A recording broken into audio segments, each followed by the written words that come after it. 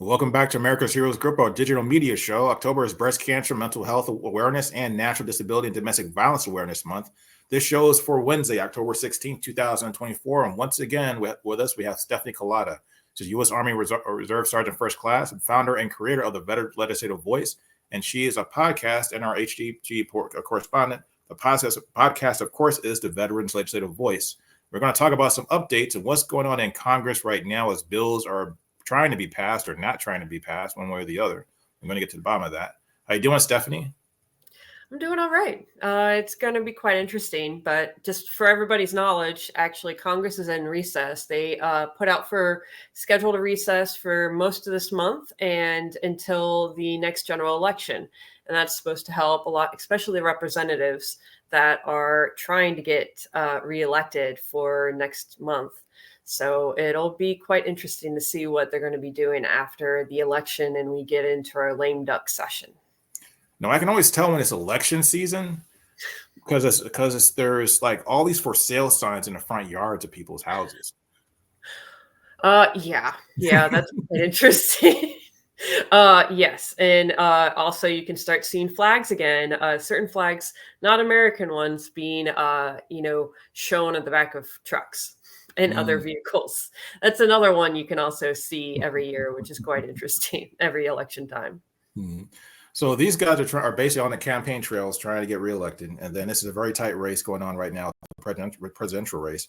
There's a lot we talked about in an earlier segment, how there's some bad news at the Trump campaign, but it's like, Trump just takes a licking and keeps on ticking because his base are just pre-wired to kind of, support him regardless. And what we talked about again is getting the right information out to people so people realize what they're getting into, which way you go, whether it's Harris or whether it's Trump, so people can make informed decisions. So you can't say, I didn't know, can't bury your head in the sand all the time. So tell us, what are some of the things that are on the table that should be getting passed?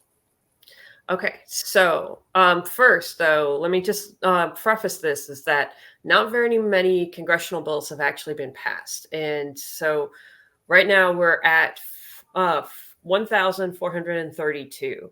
Now, based off of the previous congressional sessions, which are 2 years long, every 2 years there's one. Think about how long a representative runs for, basically are in office every 2 years. So that's usually how the congressional sessions are made. Typically, majority of these congressional bills average between 1,700 and around 2,100 every congressional session.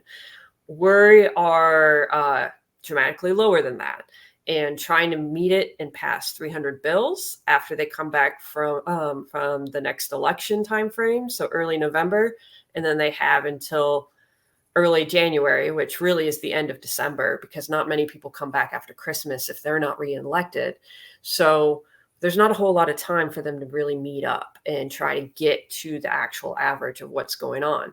But this is actually pretty typical when it comes to a very polarized time frame for politics, because the last time that we had very polarized politics environment was when we had the Tea Party actually rise up through the conservative side. And that was in 2011, 2012 to 2013. That time frame was the height of the Tea Party. And we actually were down to this number, but down to the 1400s and passing after that, after the Tea Party was really elected and put in power. But after that, the numbers went back up again. And that's when the polarizing, calmed down. And so now that we're at the height of the polarizing again, our numbers are really low. So that's one of the issues that we have right now, is that when things are really polarized in politics, we don't get a whole lot of things passed that we need. And so it can be really frustrating that, we try to fight for more partisanship when actually that hurts us instead of really helps us.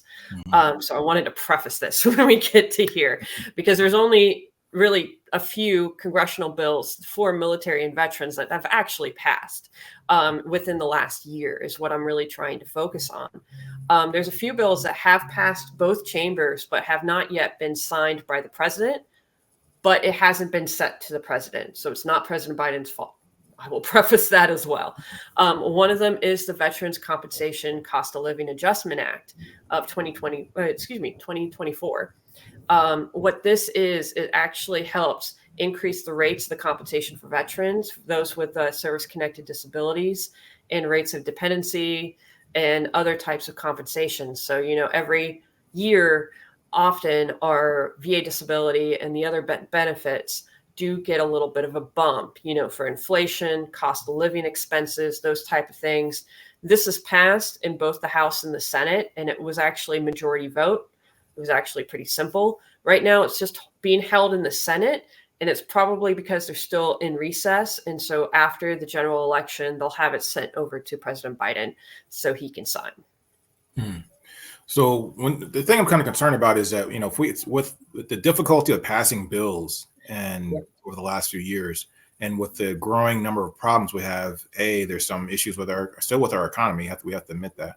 And then also a lot of things that need to be done within our military as we are going through an era where you have two major wars going on around the world that could have broader implications and maybe even ensnare this country.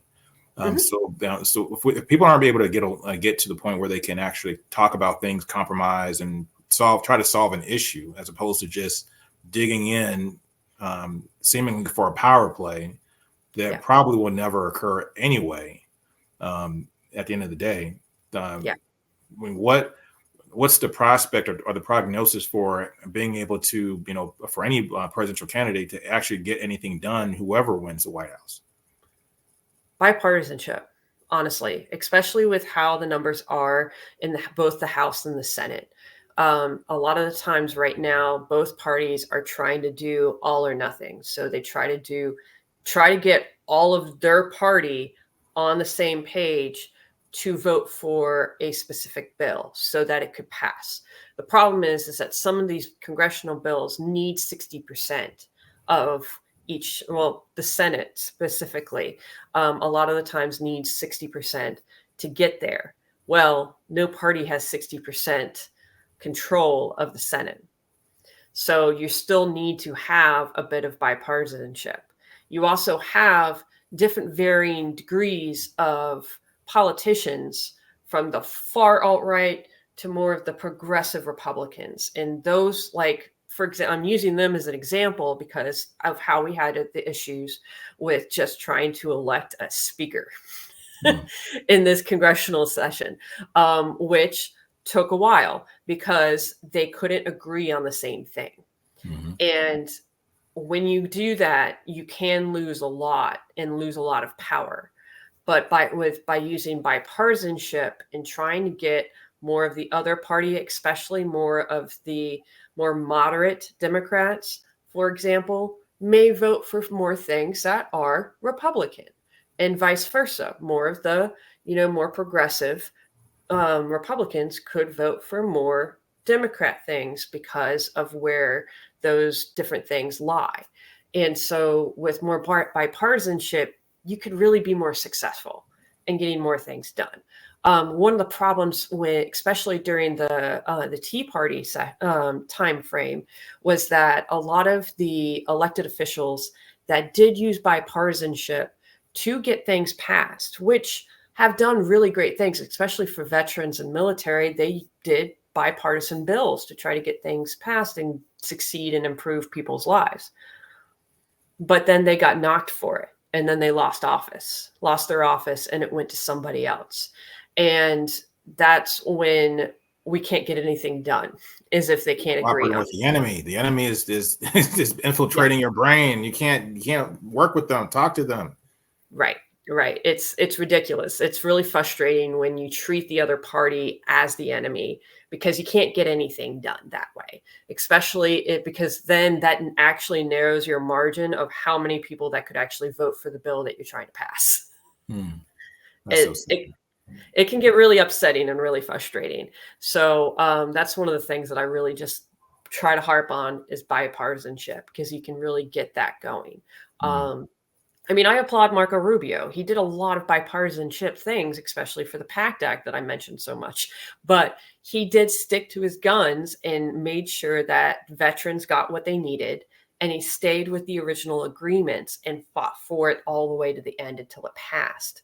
So that type of bipartisanship can really succeed for everyone, not just the select few, and being able to say, oh, I was able to stick to my guns and, fight against the evil opposite party. Right. It's sad because cooperation will always get you more than competition. I mean, that's just the reality of life.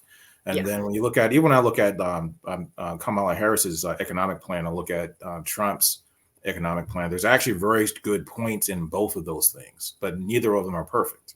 I don't like Trump's plan because he has a nuclear bomb inside of his plan that'll just tank the economy. I mean, a lot of this stuff is very, very good, especially for small businesses. But he has this, the idea of paying for the economy through tariffs, that's never worked. It never will work. It's not a good idea. It's just a bad idea. But a lot of the things he wants to do, actually, I think are very good as far as, tax cuts especially for small business owners.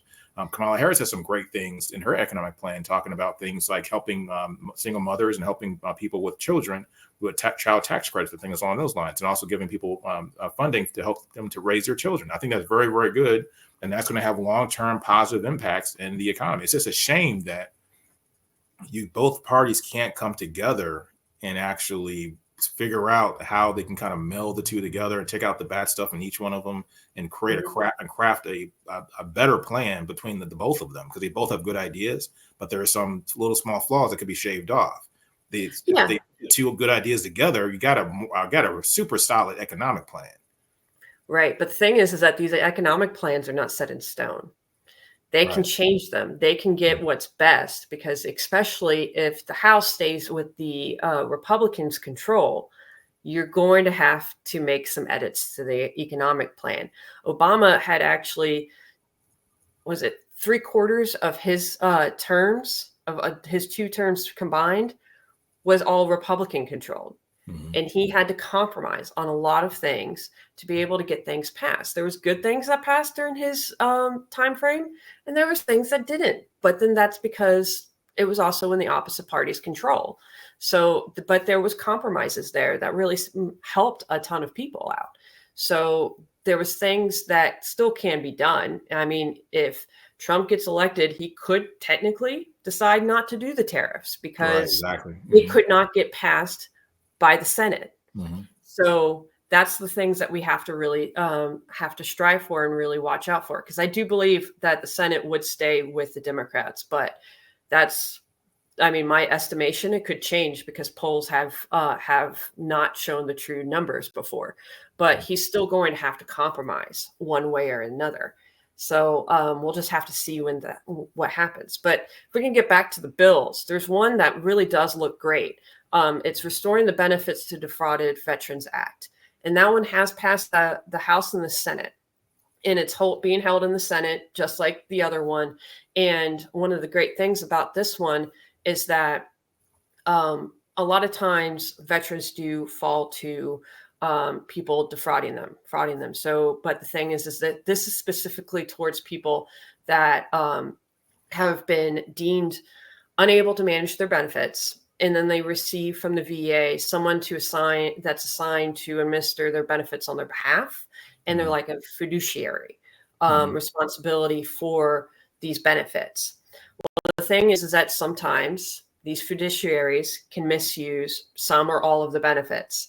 And if this is found, the VA must reissue the misused portion to the intended beneficiary or the successor of the fiduciary.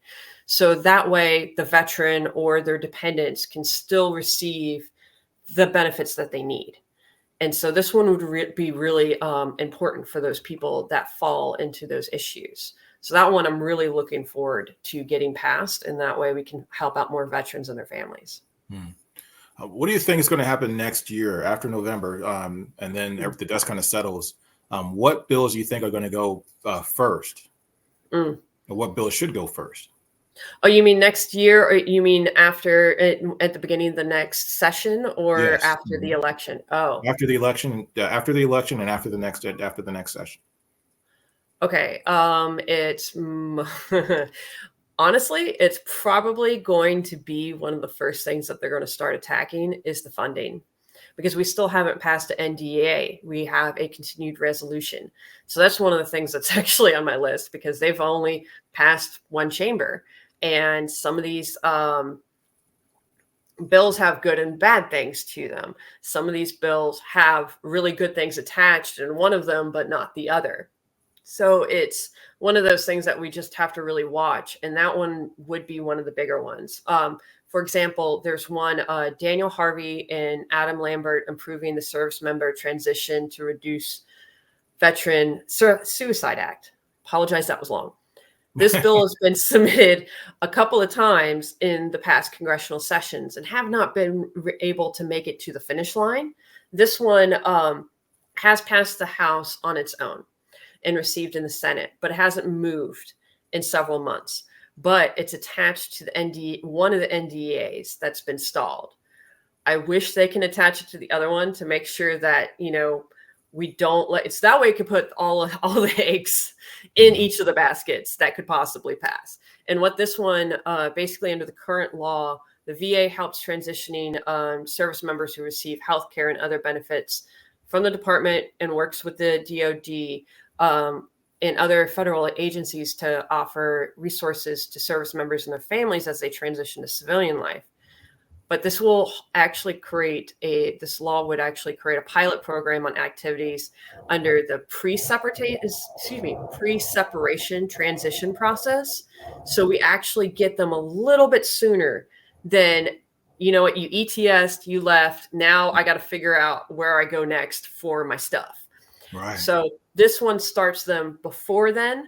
So it's more of what my old boss used to say, a warm handoff. Warm handover. You actually get to take the person and say, okay, before you leave, this is somebody that you need to get to know, pre-separation time frame, and then they hopefully will stay the same point of contact throughout your transition. And then that way it's a lot smoother process.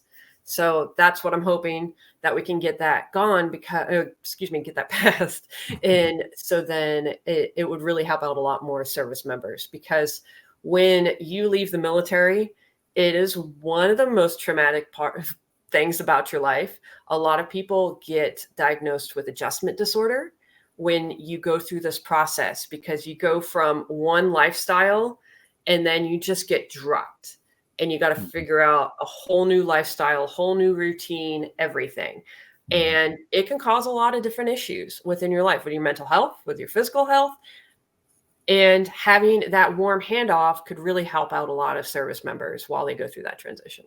Oh yeah, I definitely can see that. I think that's a really, really good thing to do. But then also the thing of it is that can also help identify some of the issues that person might have through the military service and traumas they might have experienced. Having someone that they can talk to and trust, and having a confidant, a mentor, because it is a major life change going into the military and coming out of the military. And coming out of the military oftentimes usually is way more difficult than going into the military. Yeah. I didn't. But getting out is a whole nother, it's like being a fish out of water for a lot of veterans. So what else do you think is really important that needs to get passed? What do you think it should be, if you had to pick one bill that should be pushed to the top of the list? What else would you say would be number 2?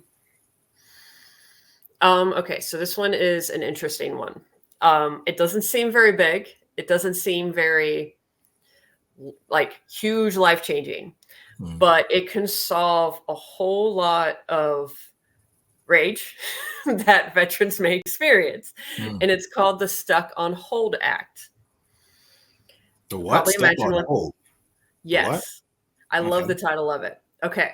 So what this does, it directs the Secretary of Veterans Affairs and the Commissioner of Social Security to implement an automated systems of callback functionality for each customer service phone line of the Department of Veterans Affairs and Social Security Administration, respectively, and other purposes. So what this really does is that when you call the VA, sometimes you get stuck on hold. I think the longest I've had, and this is more of a Montgomery GI Bill one, I think I had waited 2 hours and 20 minutes. Wow. On hold. But this was at the height of the Social Security. Yes. Well, this is the height of like a lot of the issues. But Hmm. Social Security, there's a lot of veterans. Actually, there's a larger amount of veterans on Social Security than regular civilians. Wow. Yes. Not many people know that, but yes, there's a higher amount of veterans on that because of the disabilities we have, because we're Mhm. more likely to be injured, more likely to have more issues. So that also heads off and tries to help more veterans. There was many news articles that came out years ago about how long people wait on hold with the VA. There's another issue of they getting dropped off. Um, issue I'm having in this region is that I call, rings 3 times, says there's no one here to answer the phone, and just hangs up. No voicemail, no like option to go somewhere else. I have to drive in to get a hold of somebody and so that I could physically talk to them because they're Hmm. not answering the phone. And this will actually solve that issue. And so I'm like, it could solve a lot of rage and a lot of problems, and honestly, a lot of distrust that veterans may have with the VA, Hmm. because those with mental health issues, if you try to get yourself help and then you run into this issue, that may be outside the immediate VA's fault because something might be happening. This can give them a little bit more of a cushion, because if they run into this issue, they might not go back to the VA again Right. based off this. So this could help more people with mental health, with suicide, physical health, a lot of issues. But what this would do with that, it would inform the caller to the line that they call, the anticipated wait time, instead of just giving you the ringtone and everything, and you just wait there for God knows how long. And it's supposed to automatically offer a callback for any caller with an anticipated wait time more than 10 minutes. Hmm. That one would be amazing Yeah, for a lot of people. definitely. So Yes. what bills do you think do you not want to see passed? What bills do you think are kind of, maybe aren't needed or have too many flaws? Love that you said that, because that was the next one on my list. It's the Montgomery GI Bill Selected Reserve Tuition Fairness Act. Sounds great. Awesome things. What it does is it actually directs the VA to disapprove courses of education offered by public administrations that do not charge the in-state tuition rate to a veteran that are using the educational assistance under Title X. So rewind that a little bit. Yeah. What was that? What was that? Rewind that one more time. I gotta hear that one more time. It directs the VA to disapprove courses of education offered by a public institution that do not charge the veteran the in-state tuition rate. Okay. So right now, for a lot of the Montgomery and GI Bill, they're supposed to charge you the in-state tuition rate. Okay. Some colleges don't. I don't know the legality there. I'm not an expert with education. I've gone through and used the education benefits before, but never ran into this issue before. So not sure how this one would go, but this one can cause a lot of frustration and issues, because a student could be started, assume that they're going to get their benefits, don't realize all of the in and out and all the bureaucracy and all the red tape involved.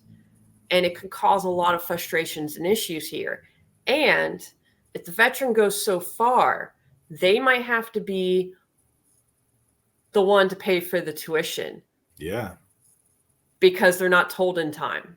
And they Like, probably already started their classes. and I already By see the it just the time way this you said it happened. the first time. When you read it the first time, it sounded like that they want you to go to an in-state school. That's what it sounded like. No, when you go to an out-of-state school, like an online college, Mm-hmm. places like Southern New Hampshire, American Military University, American Public University is the mother of that one, the higher college for American Military University. They charge the in-state tuition rate because, Southern New Hampshire is in New Hampshire, and American Military University, I believe, is in West Virginia. Don't quote me on that. And they don't charge the veterans out-of-state tuition because they're doing it online. They can, do it from wherever they live. and that portion would be covered.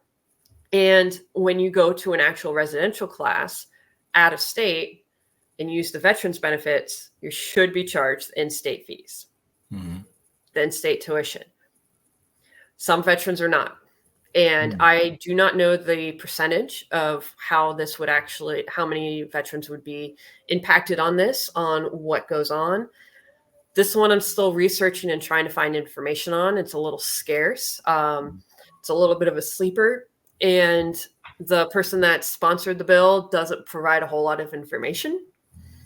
Wow. So for me, it can cause a lot of issues. To me, this sounds like it can protect the veteran from not having to pay and get charged more, or even not charge the VA so much because they have to do the in-state fees. But I can see this bill not very well written because it needs more information for enforcement, when they need to disprove it, when they need to go through the process and do these things, because I can see a lot of veterans get impacted and might have to get student loans to pay for these issues, for this tuition, if they're told too late. It can cause way too much problems because I don't think this bill is written very well to protect the veterans. I think I understand the concept of the idea of, the government doesn't want to pay more than what they owe. I get that.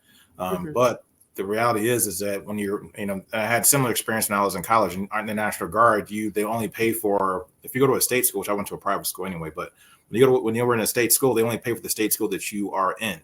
So you can't go to a state school, even across the border. You have to go to they only pay for the school for the state that you are in. And it's basically where you serve in. Or you served in. That's a guard thing. The reserve, you can go across. Like I live in Jacksonville, Florida. I can technically try to go to a college in Georgia. Be a little bit of a drive. But there's other cities that are right on that line, like Cincinnati is right on the line with Kentucky. And so they could technically go to a college across the line. If they're a reservist, they're supposed to be charged in-state fees. Wow. And that's the plus side about the reserves, because it's the federal level. You don't get restricted by the state in locations like that. Stephanie Colada, is always a pleasure. Thanks again for this great information. And also make sure that you keep us posted as to how these bills pan out. Hopefully the good ones do, and we get some better treatment from the VA and also from our benefits point of view. This is America's Heroes Group. We'll be right back. Stay tuned. We got one more segment.